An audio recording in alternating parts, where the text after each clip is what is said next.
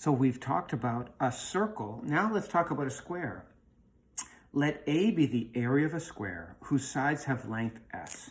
So if we're talking about a square, again, we'd want to draw it. We have sides S, S, S, and S. Assume S varies with time, t. At a certain instant, the sides are 3 meters long. So S equals 3 meters and increasing at 2 meters per minute. So if that's the rate of change, we'd say that's ds dt is 2 meters per minute. How fast is the area increasing? So what we don't know is dA dt. So what's our equation that ties S to A? The area of a square is S times S, or S squared. So that's our key relationship between area and side length. So if we take the derivative with both sides, of both sides with respect to t, we can say dA dt is equal to, we're going to use the power rule and the chain rule. 2 times s to the first, multiply and subtract, and our chain rule says take the derivative of whatever's inside the parentheses with respect to time, in this case, ds dt.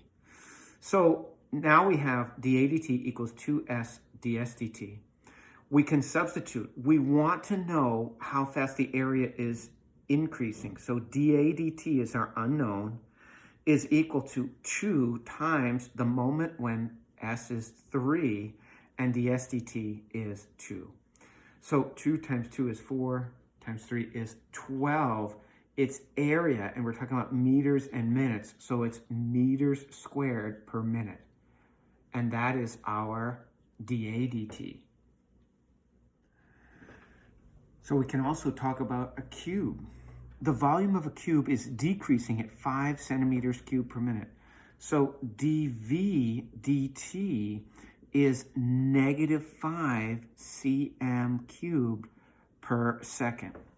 What is the rate of change of side length? Well, we want to know ds dt is what when the side is exactly 4 centimeters. And of course, we can draw a nice little picture here of a cube. Now, if we have a cube, this is a side, and this is a side, and this is a side. So our equation that ties together the volume and the side length is that volume of a cube is equal to side cubed. So if this is our relationship, we'll take the derivative with both sides, take the derivative of both sides with respect to t. dV dt is equal to, we're going to use the power rule and the chain rule, 3s squared. Now, whatever's in parentheses, we take the derivative of that with respect to time, ds dt.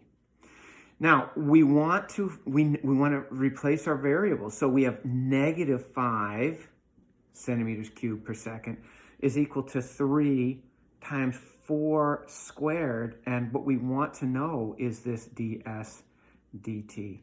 So we can say ds dt is equal to -5 divided by 3 times 4 squared. Now, we do have to follow PEMDAS, parentheses, exponents, multiplication, division, addition, subtraction, which means we go 4 squared is 16 times 3.